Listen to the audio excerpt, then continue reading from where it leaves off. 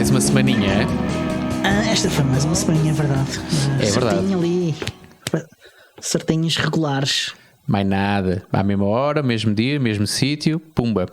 Por acaso deixa-me meter aqui uma inconfidência, porque recebi esta semana uma mensagem do Patreon a dizer que não conseguiram processar o meu pagamento, ou seja, perdemos um patrono este mês, porque pelos vistos o meu cartão Visa virtual que eu gerei para pagar a patronagem deve ter expirado. E então tenho que ir fazer outro. Portanto, não. Neste momento não sei se estamos a gravar para patronos ou não, porque não sou patrono. Portanto, não fui informado enquanto patrono se estamos a gravar efetivamente a esta hora ou não. Mas há fortes indícios para que tal esteja a acontecer. Sim, uma vez que eu tendo sou em conta até... que temos 2 ou 3 pelo menos a assistir hoje. Exatamente. Mas pronto, fora de conversa da treta, isto é só aquecimento. Diogo, Sim, como foi a tua semana? A gente acredita tanto no nosso podcast que somos patronos do nosso próprio podcast. Ou isso ou egocentrismo, mas pronto, somos. Vá, siga. Ora, a minha semana foi aprender sobre uma série de coisas interessantes e outras assim um bocado revoltantes. Aprender? Tu não sabes tudo? Não acredito. Não sei tudo. Não acredito. Estou em choque. O que é que tu andaste a aprender? Antes de compreender, vou começar pelas coisas boas, que é para o pessoal. Espera, aprender não é uma coisa boa? Ei, caramba, só te enterras. Antes das coisas fogo. que aprendi. Ok, pronto. Mas aprender também é uma coisa boa. Coisas boas. Meninos que nos ouvem, aprender é muito bonito. Aprender é muito bom. Temos que aprender coisinhas todos os dias. É verdade. E a escola é muito importante. Exatamente. Infelizmente, nem tudo o que aprendemos sempre é agradável, mas a vida é assim. Isso é. Pronto. Não estragues a surpresa às crianças, vá. Exatamente. Olha, antes disso, agradável foi ouvir o Ubuntu Security Podcast, o episódio mais recente. Cuidado com o que vais dizer, que acho que é o engano, mas pronto, eu já te vou corrigir. Mas sim, continua. Dá-lhe. Ok. O episódio mais recente do Ubuntu Security Podcast tem uma explicação parcial sobre como é que funcionam os updates de segurança no Ubuntu. Okay? Há vários aspectos. Um deles é que o Ubuntu aplica uma série de medidas de mitigação de updates, aliás, de falhas de segurança. Por exemplo, a randomizar a alocação de memória, coisas desse tipo que dificultam que os exploits possam ser facilmente bem sucedidos. Por exemplo, se os exploits tiverem o objetivo de introduzir algo na memória do computador ou retirar algo da memória do computador, se a atribuição da memória ao software for randomizada, o atacante terá dificuldade em prever onde é que essa memória será alocada e como tal será bem mais difícil então conseguir utilizar um exploit que baseie-se nestas tentativas de previsão. Para além disso, dessas mitigações, o Ubuntu faz uma coisa que nem todas as distribuições fazem, porque algumas resolvem confiar nas mitigações e ficar-se por aí. Em alguns dos casos, nem sempre, claro. Então, o que acontece é que o Ubuntu, além de ter estas mitigações, aplica sempre os patches assim que eles estão validados e que se confirmam que são eficazes e que é oportuno aplicar esse patch. Nem todas as distribuições fazem isso. Algumas fazem, outras não fazem. Eu acredito que as mais populares e mais importantes todas fazem.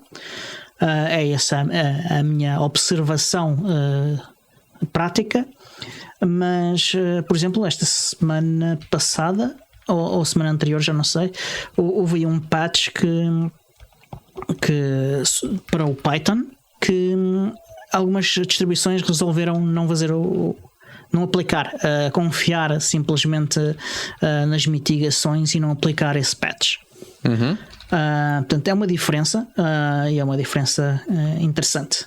Eles ainda explicaram também que em casos de alguns patches mais importantes ou componentes mais importantes, eles resolvem não só aglomerar patches para não ter um impacto tão frequente, ok? Por exemplo, o Grub, cada vez que há uma atualização do Grub, aquilo tem um impacto relevante, não é? E nós não vamos querer alterar o Grub frequentemente. Então o que eles fazem é aglomeram um conjunto de patches e de tempos a tempos lançam esse conjunto de patches. E o que está a ser feito aqui, neste caso vai ocorrer um patch do Grub em breve. Então eles estão a dizer que o que eles estão a fazer é utilizar uma funcionalidade que já existe há algum tempo, que são e há muito tempo, e quando digo algum tempo, mesmo muito tempo, que são os pockets. Okay? Quando nós se vocês alguma vez olharem para o sources.list do vosso apt, vocês vão ver que além do endereço URL do repositório, também está os repositórios em si, o main, o universe e afins, e ainda às vezes à frente está coisas como proposed security. Exatamente. Coisas desse tipo. Okay? Esses proposed security são pockets. E o que acontece é que por vezes, antes de um patch ser disponibilizado a toda a gente, a Canonical coloca nesse proposed o pacote com o patch, e apenas pessoas que aderiram a esse proposed é que recebem esse patch. O que é que acontece? Essas pessoas, se encontrarem um problema, idealmente reportam o problema, e o problema é corrigido antes de ser disponibilizado a toda a gente, antes de ir, por exemplo, para o Pocket Security, que é um pocket que idealmente toda a gente tem ativado. Pronto. Este é um dos mecanismos que a Canonical tem de além sobre o controle de qualidade interno, de utilizar as contribuições da comunidade para garantir a qualidade de um patch. Okay? Além disso, eles ainda estão a fazer outra coisa que é utilizar os rollout parciais de pacotes. Nós já falámos disso aqui há dias, e o que eles fazem é quando entra no Pocket, neste caso eles falaram, acho que entrar do security, eles primeiro vão disponibilizar para 100 pessoas, depois esperam um bocadinho, se ninguém se queixar de nenhum problema, para um grupo um bocadinho maior, depois para um grupo um bocadinho maior, e assim o que acontece? Se ocorrer algum problema, se houver alguma regressão, essas pessoas vão reportar esse problema, e o problema terá tido um impacto num número muito mais pequeno de pessoas. Portanto, é também curioso toda esta forma de disponibilizar updates de uma forma cuidadosa para causar um mínimo de impacto. Compreendo-te. Tu e mais? Para além disso, falaram ainda de uma melhoria no Mint. Era aí que eu queria chegar, sim senhor. Vai ter uma melhoria. O Mint tem uma política de segurança um bocadinho que eu acho um bocadinho estranha. E o que acontece é que eles são muito seletivos em relação aos patches de segurança que aplicam, e por omissão eles não aplicam os patches todos. Ou melhor, não disponibilizam a todos os utilizadores todos os patches. É mais isso o que acontece. Exatamente. E eles vão fazer agora uma alteração dessa sua política, e querem promover aos seus utilizadores, que eles ativamente vão carregar lá na checkbox necessária para que todos tenham todas as atualizações assim que elas estão disponíveis, assim, ou pelo menos assim que eles as fazem. Mas vai ficar por omissão? Ou seja, quando tu instalas Mint vai ficar por omissão? Não. Ou eles vão te convidar a... Eles vão convidar a...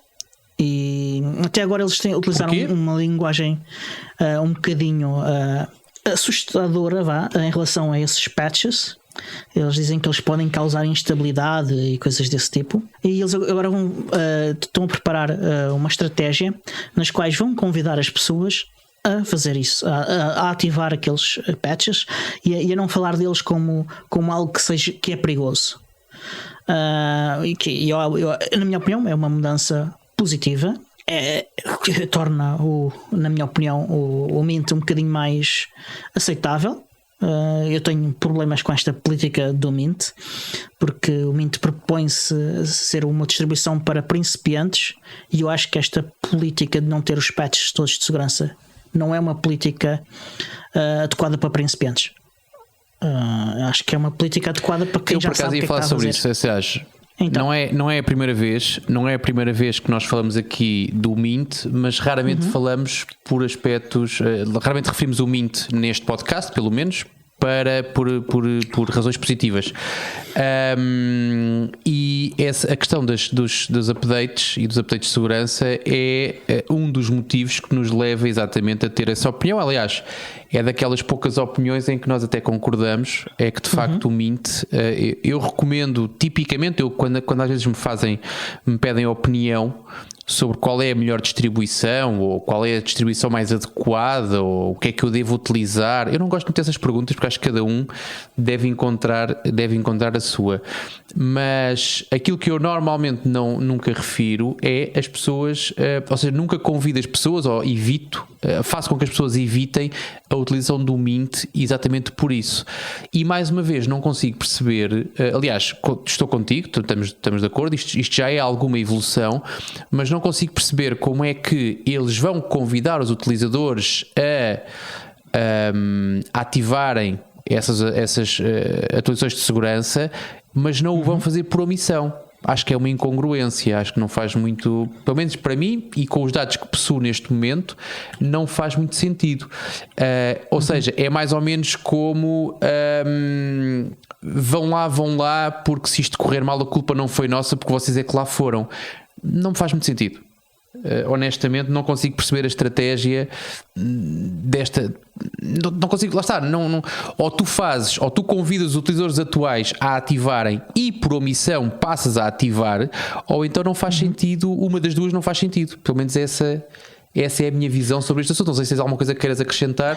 Eu não pensei muito nessa perspectiva. Eu pensei mais no que é na tal perspectiva que eu disse anteriormente, que é o que é melhor para os utilizadores. É claro que alterar uma coisa aos utilizadores atuais, eu acho que o que eles já têm não deve ser alterado sem sua permissão. Exatamente. E convidar faz sentido.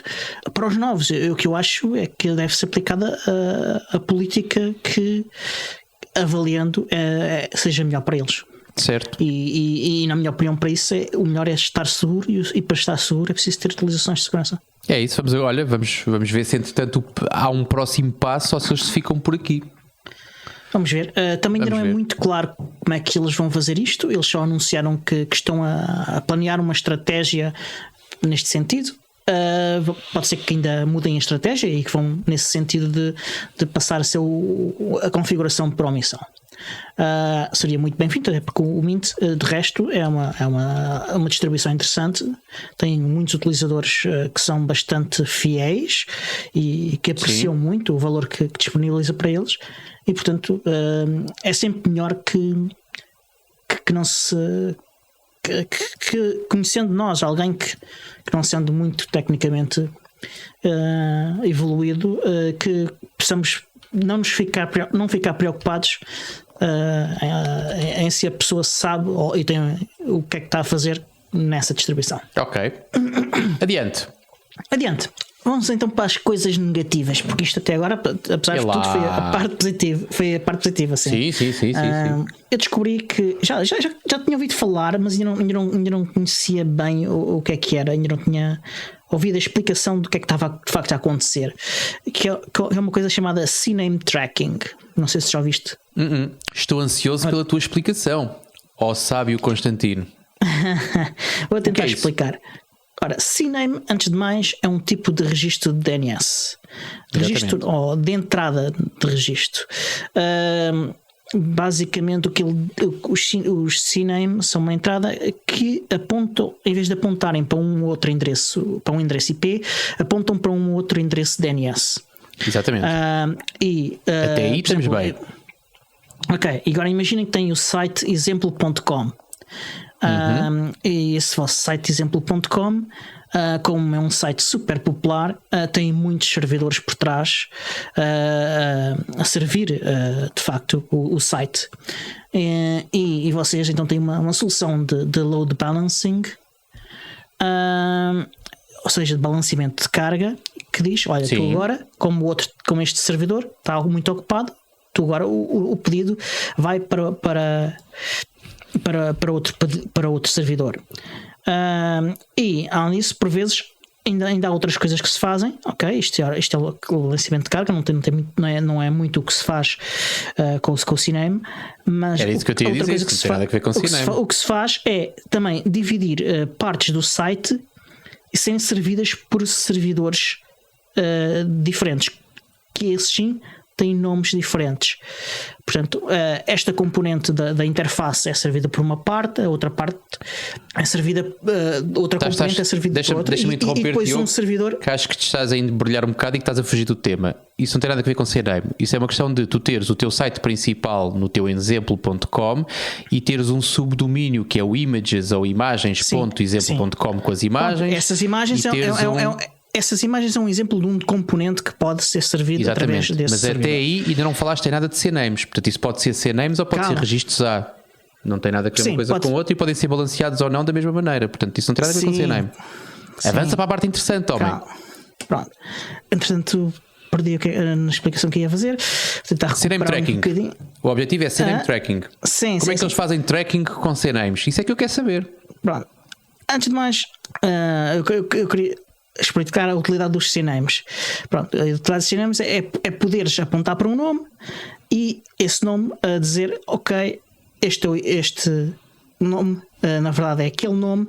Deixa-me explicar, eu dou-te um exemplo se calhar mais usual. Tu tens um servidor apenas, em vez de teres balanceamento, tens um servidor apenas onde alojas o teu site e tu tens uma entrada no teu DNS que é ftp.oteu-site e tens uma entrada que é mail.oteu-site e tens outras entradas e que podem ser tudo CNAMEs, porque no dia em que tu migrares todos os teus recursos para outro servidor que tem outro IP, só tens que mudar um registro, que é o registro do teu exemplo.com, e mudas o IP e vai tudo atrás.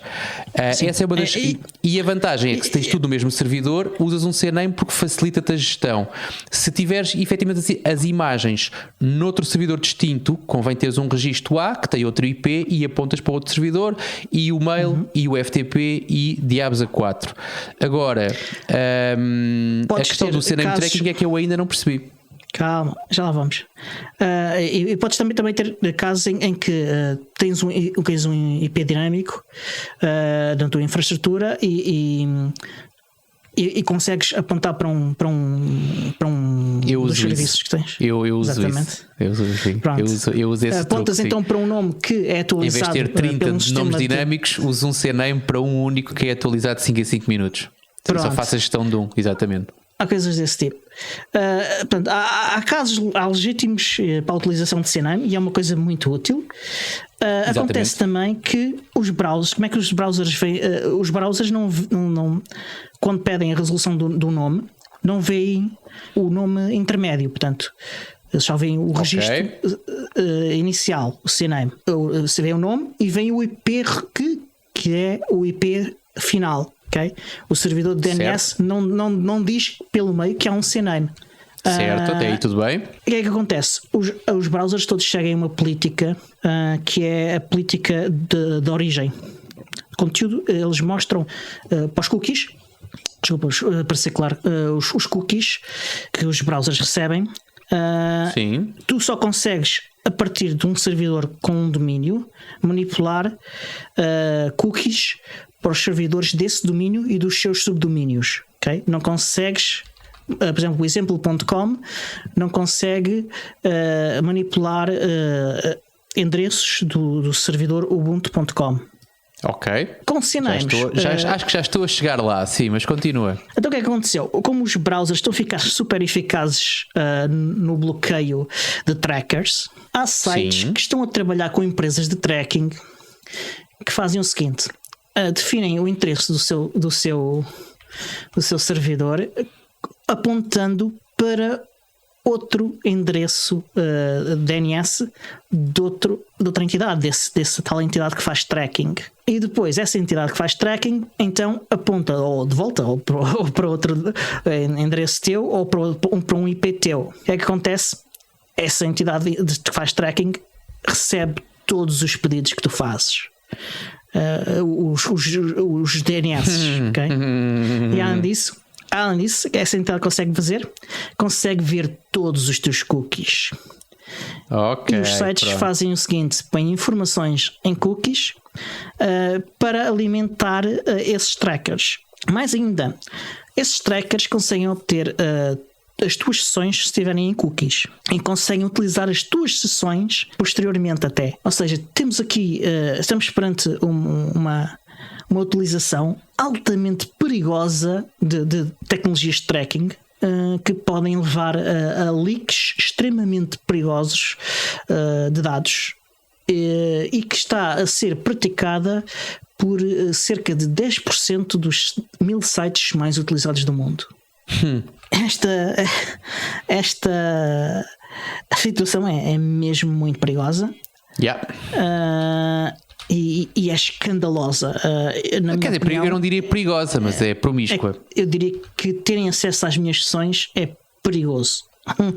Como assim? Imagina que trata-se de uma aplicação em que eu tenho conversas privadas e confidenciais. Okay. E é uma aplicação web. E essa entidade que faz tracking resolve utilizar isso para fins prejudiciais a mim. Ou é atacada e alguém consegue obter as minhas sessões e utiliza essas sessões para fins negativos para mim. Portanto, é mais do que. Qual foi a palavra que usaste? Promíscua. É mesmo perigosa. O Tiago Carreira está a dizer que eles só recebem pedidos de DNS. Não recebem só pedidos de DNS, eles têm acesso aos cookies. E aí é que está a questão. Porque se tivesse só acesso aos pedidos de DNS, e que já era bastante grave, porque basicamente os que eles estão a utilizar isso para dar a volta ao facto de nós não estarmos a tentarmos impedir-los o tracking, mas basicamente porque os pedidos são feitos do mesmo domínio, eles têm acesso aos cookies. Certo. Os pedidos HTTP não é só os pedidos de DNS. Soluções. Há algumas soluções. Uma solução funciona apenas em Firefox, porque os browsers baseados em Chromium não têm acesso a APIs, não disponibilizam APIs para isto, só o Firefox, que é o Block Origin. O Block Origin tem uma lista de trackers que fazem esta prática e de sites que fazem esta prática e então consegue fazer esse bloqueio. E a outra solução é utilizar serviços de privacidade por DNS. O Cloudflare serão o Quad DNS, o Quad 9 será Sim. eventualmente outro, mas não há opção gratuita. Eles têm uma opção que é paga, que é a que oferece esse serviço de privacidade, e o Cloudflare não tenho certeza se a opção gratuita também faz isso. E há também o AdGuard, que tem um serviço de DNS, e o AdGuard é uma das empresas que também oferece um serviço que previne o bloqueio deste tracking por CNAME. Certo, parece-me bem. E quanto a CNAME tracking, é isto. Ok, olha. Não sei se queres tu contar. Nós já agora. tínhamos falado, ou seja, nós falámos aqui e falámos até em privado sobre o AdGuard, já tínhamos falado aqui do assunto. Soluções como, porque quando tu falas nisso, tu tens, por exemplo, soluções locais. E nós temos alguns patronos. Nós hoje estamos a interagir pouco com os patronos, estamos a falar com os patronos mais pelo chat e não estamos a trazê-los para aqui para o episódio, que é uma chatice. Mas se eu usar um Pi-hole, eu tenho o problema resolvido? Pi-hole não sei, porque eu não sei quais são as listas que eles utilizam. Eu como não tenho um Pi-hole, não sei se não fui ver se eles estão a fazer ter essa diligência. Sei que o do AdGuard, como eu tenho o serviço, eu aliás tenho uma appliance da AdGuard, eu fui ver o que é que eles fazem. E de facto eles estão a bloquear-se. Ok, parece bem. Já tens essa appliance instalada onde? Num Raspberry Pi? Sim, instalei no Raspberry Pi, já instalei já há bastante tempo. Não ia dizer um ano, mas não sei se é um ano. Usa o Snap? Aliás, sim. A appliance é um Ubuntu Core com o Snap já instalado. e a única coisa que tens de ligar fazer é meter a appliance no cartão de dados, arrancar e fazer o setup inicial, que é bastante simples. Ok.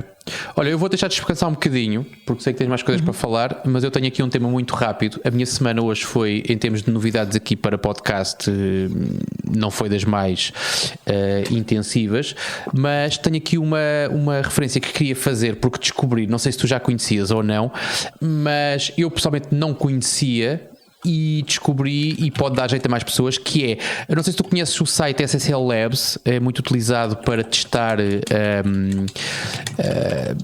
certificados SSL em websites ou em serviços web, e tipicamente o processo é, tu vais ao site SSL Labs, colocas lá o endereço do servidor que tu queres testar e ele faz-te ali uma série de validações, desde coisas tão básicas como a árvore ou a hierarquia dos teus certificados, e nós falámos sobre isso ainda, sobre a Multicert foi na semana passada, não foi?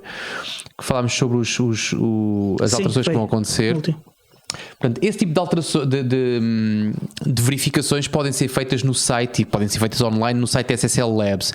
É porreirinho, ele depois dá-te um gráficozinho sobre qual é que é o nível de segurança, segundo eles, da tua aplicação web, e tu podes tirar algumas conclusões disso e fazer algumas correções até. Agora, o que eu descobri, e não sei se já conhecias ou não, e se quem nos ouve já conhecia, que é uma ferramenta que existe para tu, através do terminal, conseguires fazer o mesmo teste. Portanto, isto pode parecer complexo à partida, e de facto é muito prático tu teres um gráfico e poderes visualmente consultar o resultado. Agora, quando tu tens que validar 7 ou 8 aplicações web com 7 ou 8 endereços diferentes, teres um script que faz essa validação, aquilo depois dá-te um output num JSON que tu consegues filtrar e que tu consegues tratar essa informação, pode ser bastante interessante. E a minha descoberta passou exatamente por isso, por passar a utilizar e por conseguir automatizar checks a várias aplicações web. Foi uma necessidade que eu tive em termos de trabalho e que me obrigou a isso, através dessa ferramenta que eu desconhecia. Já usava o site SSL Labs há muito tempo, mas não conhecia a ferramenta, e fiquei fã. Ou seja, é um bináriozinho que tu puxas para o teu computador e executas o endereço à frente, uma coisa muito simples, e ele dá-te o resultado, lá está, num JSON, depois tu filtras como melhor te convier. Mas pronto, como eu vou deixar um link, não é nada que não se encontre facilmente no site, agora que já falei do assunto é fácil de encontrar, mas como nós somos gajos porreiros, vamos deixar um link direto nas notas do episódio. Eu estava aqui a conversar no chat com o Tiago Carreira enquanto estavas a explicar isso, e ele não estava a perceber como é que eles tinham acesso à informação dos cookies. É simples, porque no site por exemplo, do exemplo.com, há pedidos que vão para domínios, para sites que vão para servidores que são do tracker, ok? E como tem o mesmo IP, desculpem, como tem o mesmo same origin policy, porque estão no mesmo domínio, os cookies, eles têm acesso aos cookies. Ou seja, a parte do CNAME, o que é utilizado é para quebrar a separação, mas há na mesma inclusão no servidor, no site, de componentes do tracker, porque é assim que eles conseguem obter acesso ao HTTP, porque muito, muito claramente e corretamente o que o Tiago tinha dito que mas isso só tem os pedidos de DNS. Não tem só os pedidos de DNS. A parte de DNS é só utilizada para quebrar a barreira entre uma coisa e outra. Eles continuam a ter que ter um componente que é desse tracker. Pronto. Certo. E ele está a dizer que não acredita que seja exploitable. Já está a ser exploited. Certo. Pronto, é isso. Adiante. Mais notícias. Continua, meu caro. Dia das más notícias. Estás aí muito bem. Foi proposto na Assembleia da República uma nova proposta de lei que visa fazer censura na internet. Ela é inspirada nos protocolos que já existem entre algumas associações privadas representantes da indústria e a Inspeção-Geral de Atividades Culturais. Esses protocolos que fazem é quando essas entidades privadas querem bloquear um site, simplesmente dizem ao IGAC: olhem, isto está a distribuir ilegalmente obras sobre as quais eu tenho direito de autor, e o IGAC bloqueia. Estes bloqueios são feitos utilizando também pedidos de DNS. Isto hoje é só DNS. Mas isso também não, são exclusivamente feito... feitos os bloqueios com pedidos de DNS. Sim, até agora. Porque esta proposta de lei visa a serem feitos por IP. Primeiro é feito um pedido de remoção do conteúdo. As partes que recebem isso têm 48 horas para responder. O que, para uma empresa grande que tem operações 24/7 é um prazo que pode ser razoável. Agora, para uma empresa pequena que para ao fim de semana, se esse pedido vier na sexta-feira ao fim do dia de trabalho, 48 horas esgotam-se bastante rapidamente, né? E podem chegar lá na segunda-feira seguinte e já ter os seus IPs bloqueados, o que é uma grande chatice. E quem diz uma pequena empresa, diz uma associação, enfim, até indivíduos, pessoas individuais, que é um prazo assim um bocadinho agressivo. Além disso, não há salvaguardas apropriadas, que, portanto, não tens forma de protestar isto sem ir a tribunal. Ou seja, o pedido é feito e executado em 48 horas, o bloqueio, e depois tu tens de ir a tribunal e esperar que o tribunal, além de contratar um advogado, tens de preparar a tua defesa, tens de apresentar no tribunal a tua defesa, tens de esperar que um juiz olhe para ela e que o juiz eventualmente decida, não sei se envolvendo a realização de alguma está-me falta a palavra das sessões que não é que está primeiro um julgamento, mas de ouvir as várias partes e depois deixar a outra parte preparar também o que tem para dizer. Tudo isto, quer dizer, pode facilmente ultrapassar várias semanas, na minha opinião.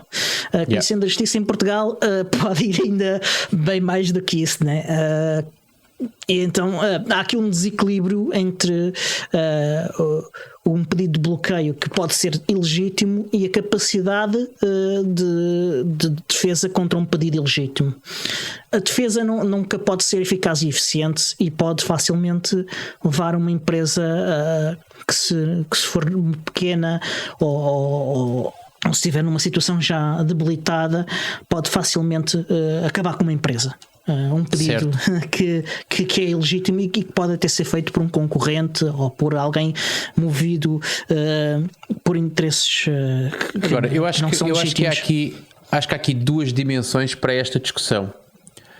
A primeira discussão é se nós achamos legítimo ou não este bloqueio. É o primeiro. Agora, e há uma segunda dimensão que é, uma vez que há um bloqueio, o bloqueio ser feito por DNS é anedótico. E é anedótico porquê? Porque tu, se não fizeres qualquer tipo de alteração na tua ligação à internet, tu usas os servidores. E para quem não percebe muito, hoje o episódio perguntava o nosso patrono Tiago Carreira qual é que era o tema de hoje. Não, era o André Paula. Eu acho que o tema de hoje é DNS, porque as conversas andam todas à volta do DNS. Portanto, aquilo que acontece nesta altura é os sites, e vamos chamar os bois pelos nomes. Imagina, por exemplo, o Pirate Bay é bloqueado e tem que ser bloqueado nos 3 operadores, né? Estamos a falar nesta altura de Mel, Vodafone e nós, porque são os 3 operadores que têm licença para trabalhar em Portugal. Portanto, todos os outros depois subcontratam, exatamente, fazem aqueles negócios meio esquisitos que tu conhecerás melhor do que eu. Agora, aquilo que acontece nesta altura é quando há um bloqueio de um site, aquilo que está a acontecer até hoje é esse bloqueio é feito no DNS do operador, ou seja, o site, o endereço, não é o site, o endereço Pirate Bay, vamos imaginar que é a piratebay.com, passa a apontar para um buraco negro do próprio operador e tu deixas de conseguir navegar. Para as pessoas mais distraídas, e eu acho que não estou aqui a cometer nenhuma inconfidência, se tu não fazes nenhuma alteração à tua ligação à internet, tu efetivamente deixas de aceder a esses sites. Mas basta usar serviços de DNS alternativos, e nós só neste episódio já falamos aqui. Há bocadinho. Exatamente, o Edgard, o Quad9, o Cloudflare, OpenDNS, o Google, sim, o Google também. Então estava-me a esquecer de outro que é o OpenDNS, se não me engano. Sim, também, há vários. Sim. Há inúmeros serviços de DNS que tu podes usar como alternativos, que muita gente utiliza porque alega que tem um desempenho superior àquilo que é os servidores de DNS dos operadores, e os próprios pedidos de DNS e a resolução desses pedidos influencia a tua velocidade de navegação. O certo é que tu, utilizando esses servidores de DNS alternativos, podes também contornar esses bloqueios. Portanto, não ficas, porque o Cloudflare não é obrigado de forma alguma a bloquear o site Pirate Bay pelo governo português. Portanto, se nós pensarmos que o bloqueio que é feito atualmente é anedótico, e se o bloqueio passasse a ser feito por IP, eu achava que, e não me crucifiques, Diogo, deixa-me falar até ao fim, eu achava que pelo menos tinha lógica. Ok, se é para bloquear, que façam a coisa bem feita, que não façam a coisa de uma maneira completamente que eu considero ridícula.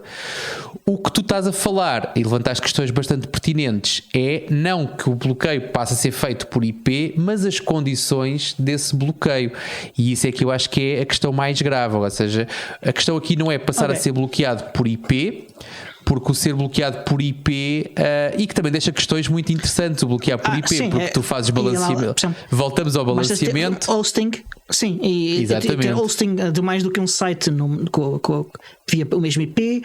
E, aliás, mais adiante vou falar de mais questões que podem, de exemplos de como isto pode dar buraco.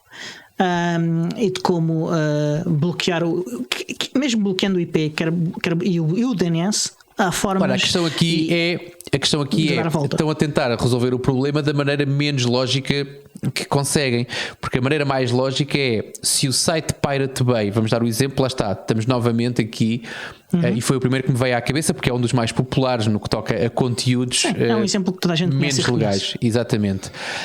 Se tu olhares para o Pirate Bay e se tu quiseres, eu acho que não é o mel, nem é a nós que devem bloquear por DNS ou por IP o mel. Eu acho que aquilo que deve acontecer, e o problema é que o IGAC não consegue chegar lá, e aí é que é a chatice, o que tem que acontecer é, se o Pirate Bay viola os direitos de autor, seja lá do que for, o Pirate Bay tem que ser desativado, não é bloqueado por DNS nem por IP.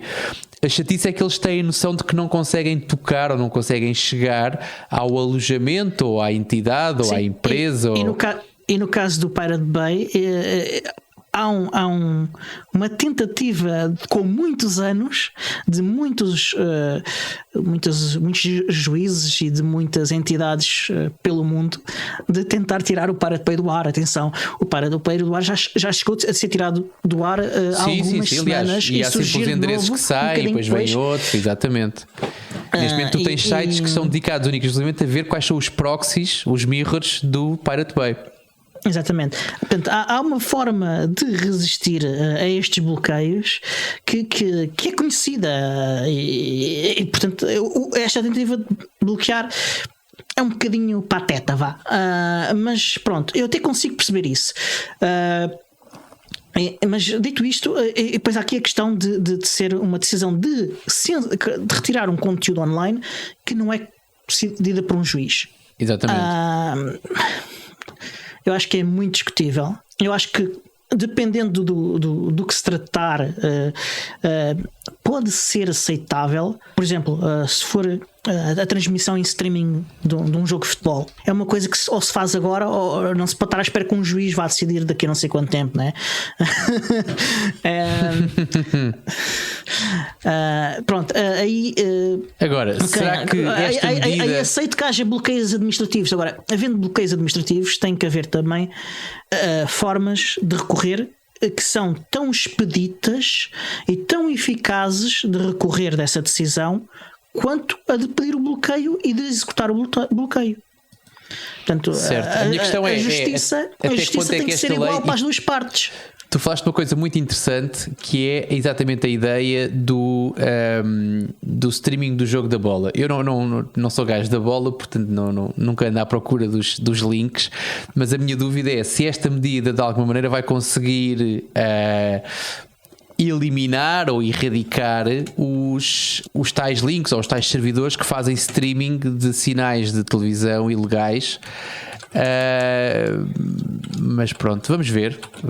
Eu acho que lá está. Isto são tentativas desesperadas de alguém que não tem meios e que vai pelo caminho mais fácil e que não é de todo o caminho mais lógico. É isso que me incomoda e que certamente te incomoda a ti também. Em parte sim. Agora, há aqui coisas que, como esta falta de equilíbrio que eu falei, é de facto uma falta de equilíbrio chocante entre a possibilidade de bloquear e de recorrer dela, ok? Exatamente. Eu não acredito que possa haver um bloqueio, que é uma coisa grave de se fazer, e que não possa haver uma forma igualmente eficaz e eficiente de recorrer dela. E isso implica haver a possibilidade de se discutir em tribunal, sim senhor, ou ainda antes disso, se recorrer à mesma entidade para se provar, olha, isto é um engano, vocês enganaram-se, não era este IP, vocês escreveram mal o IP, ou fazer copy-paste, vocês fizeram mal, meteram um erro, ou não, isto que eu estou a fazer aqui é legal, eu tenho aqui a explicação porque é legal, eu tenho aqui a licença. Aqueles senhores disseram que eu não tinha licença, mas enganaram-se, cometeram um erro. Ou aquele intermediário entre mim e os senhores que eles dizem representar cometeu um erro. Ou aqueles senhores estão a pedir este bloqueio porque eu sou um concorrente e sou uma ameaça, ou porque eu critiquei publicamente algo que eles disseram ou fizeram. Isso é pidesco, pá. Portanto, existe todo este poder e o IGAC não tem capacidade por ele próprio de fazer estas averiguações todas, ok? O IGAC é uma entidade pequena, com poucos recursos, e colocar em cima do IGAC a necessidade de verificar tudo isto é de facto por si só, na minha opinião, desadequado, e depois não haver outra forma de recorrer, porque o IGAC é capaz de deixar passar tudo, né? E depois, se alguém se queixar, vai olhar para lá, mas continua a não ter recursos, continua a não ter recursos para avaliar, como para avaliar também o protesto. Portanto, há aqui já outra dimensão em como isto é desadequado. Mas há ainda outro aspecto negativo e que afeta muito o software livre, na minha opinião, ou pelo menos a liberdade dos utilizadores de software livre, em particular dos utilizadores do Ubuntu e de Linux e de PSD e do que for, que é, por exemplo, a possibilidade de ver DVDs em Linux. Eu fui à loja, eu comprei um DVD perfeitamente legal e quero ver em Linux. Isto foi legalizado recentemente em Portugal. Portugal é dos poucos países do mundo em que, aliás, da Europa e do mundo, em que ainda existe uma proteção àquilo que se chama vulgarmente o DRM, Digital Rights Management, que na lei chama-se Medidas Tecnológicas Eficazes de Gestão de Direitos. Portanto, tem este nome todo pomposo, mas é o DRM, ou proteções anticópia. Mas a lei portuguesa diz que, a lei portuguesa e a lei europeia em geral diz, quem utiliza estas proteções anticópia tem que, junto neste caso do IDGAC, que é a entidade em Portugal que gera as questões de cultura, de fazer o depósito de formas de neutralizar estas proteções anticópias para que no caso em que exceções e limitações ao direito de autor estejam a ser impedidas por esta proteção anticópia. Por exemplo, quando o direito de autor da obra termina, não há razões nenhumas para que haja uma proteção anticópia. Exatamente. Se eu for invisual e se precisar utilizar um software especial para poder aceder àquela obra, e se a proteção anticópia tiver a bloquear o software, eu tenho o direito de chegar ao IGAC e pedir que neutralizem a proteção anticópia naquela obra. Se eu quiser fazer uma citação da obra, eu posso fazer uma citação, tenho esse direito e posso ir ao IGAC pedir neutralizem-me, sim senhor, para eu fazer esta situação. Se eu quiser usar para fins educativos também é possível. Há várias exceções e limitações ao direito de autor que Exatamente. podem ser impedidas por esta proteção anticópia, e como tal o IGAC tem que ser capaz de neutralizar essa proteção anticópia. E, por lei, as entidades que utilizam a proteção anticópia têm de depositar os meios necessários no IGAC ou, se não o fizerem, de disponibilizar isso aos consumidores de outra forma. Ora, nem uma coisa nem outra acontece em Portugal. A lei foi aprovada em 2004, em agosto de 2004, na Assembleia da República, terá entrado em vigor pouco tempo depois, e nunca desde então, de acordo com o IGAC, foi depositado no IGAC qualquer forma de fazer esse bloqueio. E nós sabemos também que eles não disponibilizam qualquer outra forma de outra maneira, ok? Quando a Assembleia da República questionou detentores de direitos de autor em Portugal sobre isso, eles disseram: não, nós não depositamos nem nunca vamos depositar. E os representantes em Portugal desses detentores de direitos, e disseram mais: nós cá em Portugal, mesmo que quiséssemos fazer, não poderíamos, porque lá na América não nos deixam. Na sede na América não nos deixam. Ou seja, eles disseram na Assembleia da República que não tencionam cumprir a lei. O que é que a Assembleia da República fez? Criou uma exceção. A melhor exceção deste tipo de leis que existe, que é: se for para um fim legal, for para usufruir de uma exceção ou de uma limitação ao direito de autor, e se o detentor de direitos não depositar junto da Inspeção Geral de Atividades Culturais os meios de neutralizar nem disponibilizar aos consumidores de outra forma, o consumidor tem o direito de quebrar essa proteção anticópia.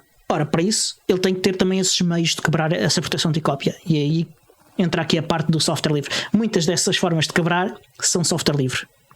E para quebrar em sistemas operativos livres, as formas que existem, as formas que existem de quebrar essa proteção anticópia são também software livre, ok?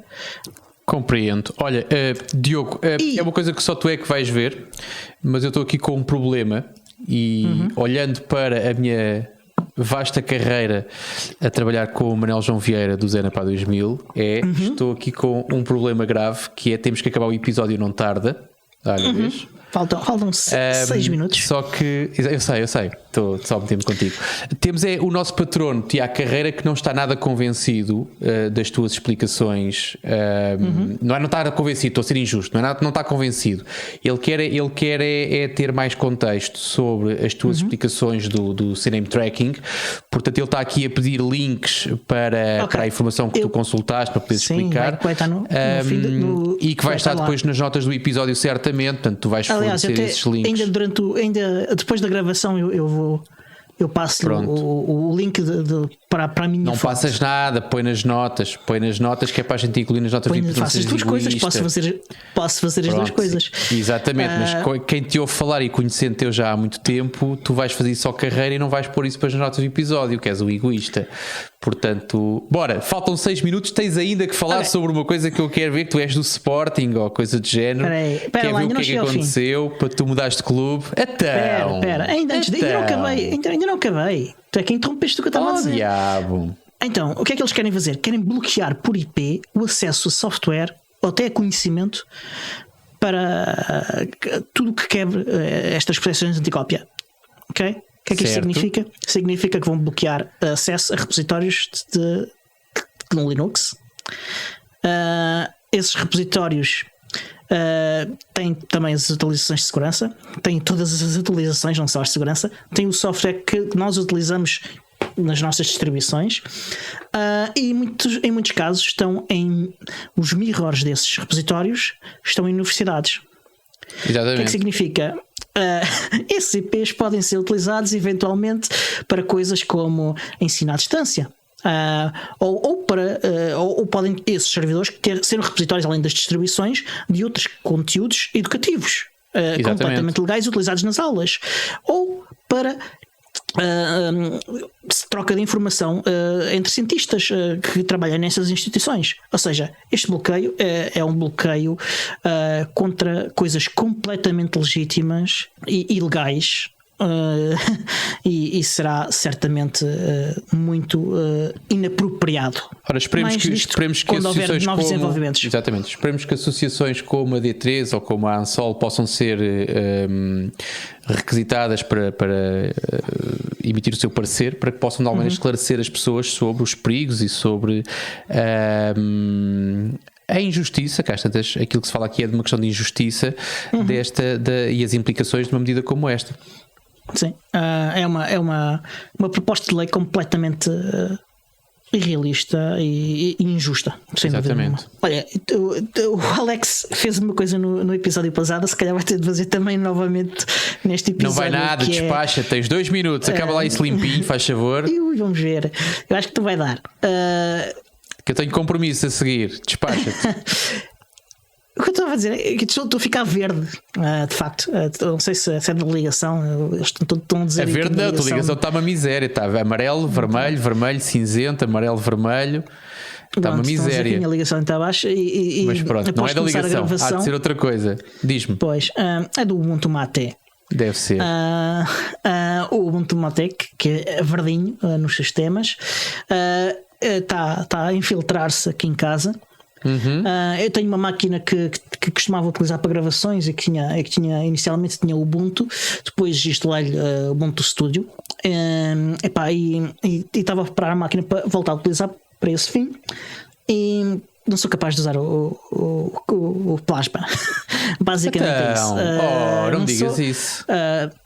Eu usava Plasma diariamente há 2 anos, 3 anos, e agora não sou capaz de usar. Não sou mesmo capaz. Os atalhos, essas coisas todas, não sou capaz de usar. E então o que é que eu fiz? Instalei o Ubuntu Mate, avancei muito mais no setup da máquina, já meti as componentes de áudio do Ubuntu Studio e estou muito contente. Estou também a considerar a hipótese de instalar o Ubuntu Mate no meu Clevo. Ele é uma máquina já mais velhinha, ainda tem o Ubuntu Chinel instalado com o Ubuntu Standard. E das máquinas que eu tenho, que utilizo como propósito para desktop mesmo, é das máquinas mais fraquinhas, pelo que instalar o Ubuntu Mate parece-me um bocadinho apropriado. Ela é mais fraquinha, mas não é propriamente fraca. Além disso, tenho ainda o meu desktop principal cá em casa, é um Entroware Aura. É um pequeno NUC da Entroware. E estou a considerar também instalar lá o Ubuntu Mate. E porquê o Ubuntu Mate? A minha ideia até se eu disser o que é que eu quero fazer daquilo, ou seja, o Ubuntu Mate para quê? Quero usar isto como um host de LXD. Um servidor com interface gráfica. Mas sobre isso falarás no próximo episódio, porque entretanto, sim. Já estamos a chegar aos 58 minutos, é verdade. Estamos, portanto, não percam os próximos episódios, porque nós estamos. Exatamente. Haverá novidades fantásticas nos próximos episódios. Exatamente. E sigam-nos no próximo episódio. Então vá. Até à próxima. Até à próxima.